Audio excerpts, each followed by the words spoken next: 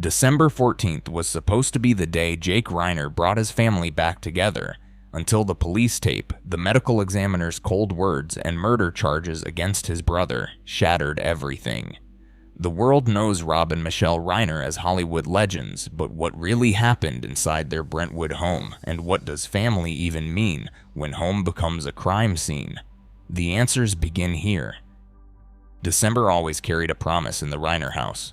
Holiday cards stacked by the door, family photos from years past, the small rituals that once meant reunion. On December 14th, 2025, that sense of home disappeared in a single afternoon. Firefighters arrived at the Brentwood address just before 4 o'clock, responding to what was first called a medical aid. By the time they left, the language had changed. The Los Angeles County Medical Examiner listed both Rob Reiner, age 78, and Michelle Singer Reiner, age 70, as victims of homicide, each killed by multiple sharp force injuries. The words were clinical, but the reality was not.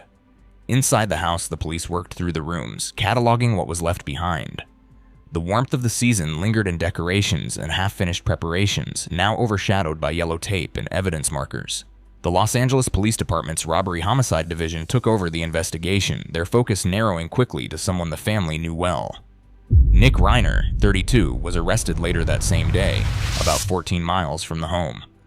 Prosecutors filed 2 counts of first-degree murder against him, adding special circumstances for multiple murders and for the use of a deadly weapon, a knife, according to the official charges.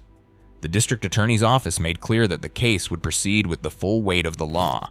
At this stage, Nick is accused, not convicted.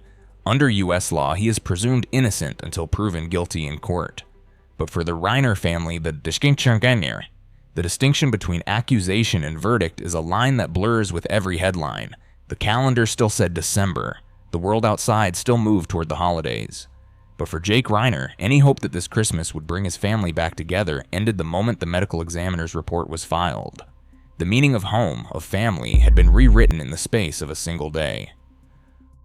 A routine Sunday unraveled the Reiner family's world. The massage therapist, unable to reach anyone at the gate, reached out to Romy. She lived close by, close enough that a call like this would not have seemed alarming until it was. Romy entered the house her parents had filled with warmth, stepping across a threshold that would divide her life forever. The scene waiting for her did not belong to the world she knew. Within minutes, a friend placed the 911 call.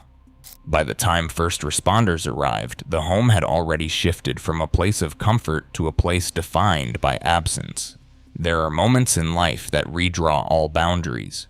For Romy, that doorway became one before and after. The rooms where childhood memories lived were now part of a police investigation, every familiar object shadowed by what she had found. The language of the responding officers, clinical and necessary, could not touch the reality pressing in from every angle. Shock settled in, not as a single instant, but as a weight that would not lift. Jake and Romy released a statement 3 days later. Their words were brief, offering no details, only the truth of their pain. The horrific and devastating loss of our parents is something that no one should ever experience. They were not just our parents, they were our best friends.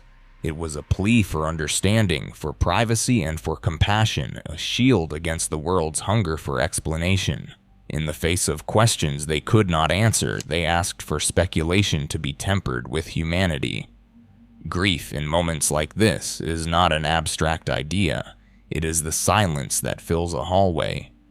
The knowledge that a single doorway now separates everything that came before from everything that must come after. For Jake and Romy, the only words possible were the ones that kept their parents close and the world at arm's length. Rob Reiner's name meant something different to every generation. For some, he was Michael Stevick, the outspoken son-in-law on All in the Family, a sitcom that changed American television. For others, he was the director behind stories that became part of the culture, including This Is Spinal Tap, Stand By Me, The Princess Bride, When Harry Met Sally, Misery, and A Few Good Men. His career stretched across decades, shaping what people laughed at, cried over, and quoted back to each other. Tributes poured in from Hollywood and beyond. California's governor spoke of Rob's boundless empathy, and the Norman Lear family called him a son in spirit. But none of these headlines could reach the quieter spaces where he mattered most. In the house on Chadbourne Avenue, Rob was a husband and a father long before he was ever a headline. Michelle singer Reiner, his wife of 36 years, built a world around him that rarely sought the spotlight. Michelle worked as a photographer and producer, her name tucked into the credits of films and campaigns that shaped their family's values. She captured moments behind the camera on movie sets, in activism, and at home, yet her presence was always felt more than seen. Friends described her as the steady center, the person who anchored the family's routines and made their causes her own. Together, Rob and Michelle raised 3 children, balancing public demands with private loyalty. They shared the kind of partnership that influenced not just the endings of films, but the daily rhythms of life. Inside their home, the legacy was not measured in box office numbers or awards. It was the comfort of familiar voices, the ritual of shared meals, and the small acts of care that never made headlines. Jake and Rami, in their brief public words, called their parents their best friends. That was the truth behind every photo, every holiday gathering, every ordinary day. The loss was not just the absence of fame, but the silence left by people who shaped the meaning of family from the inside out. Addiction did not arrive in the Reiner family as a single crisis. It unfolded over years, rehab stays, relapses, and the uneasy quiet of so-called good stretches. Nick Reiner's struggles played out in public long before any courtroom. Earlier coverage described how, as a teenager, he cycled through treatment centers and even lived on the street for a time. By 2015, the Los Angeles Times reported Nick was sober. That year, he co-wrote Being Charlie, a film directed by his father. The story followed a young man's fight with addiction, drawing directly from their own family's history. It was meant to turn private pain into something that might help others, a way to make sense of years spent hoping, fearing, and bracing for relapse. But art can only reach so far. The reality of addiction left the family in a state of permanent vigilance, never certain if the worst was truly behind them. When the charges came, the legal process moved swiftly. On December 17th, Nick appeared in court, facing 2 counts of first-degree murder with special allegations. No plea was entered. The judge set arraignment for January 7th, 2026, and Nick remained held without bail. Paperwork and procedure replaced the language of family, reducing everything to case numbers and hearing dates. For Jake and Romy, the law's efficiency must have felt impossibly cold, grief measured in weeks while the system pressed forward. The world watched through the narrow lens of a surveillance camera. Fox 11 aired footage of Nick at a convenience store near USC, buying a Gatorade just before his arrest, 14 miles from his parents' home. The video unsettled viewers, an ordinary moment frozen before police closed in. Media experts questioned how much should be shown, warning that repeating such images can shape public perception before a trial ever begins. In the age of viral clips, tragedy is not just lived but endlessly replayed, blurring the boundary between private pain and public spectacle.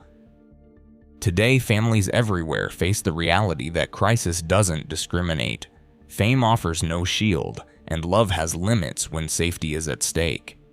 The law will decide the facts, but for Jake and Rami, the hardest questions now live inside their own home. What would you do if it happened to yours?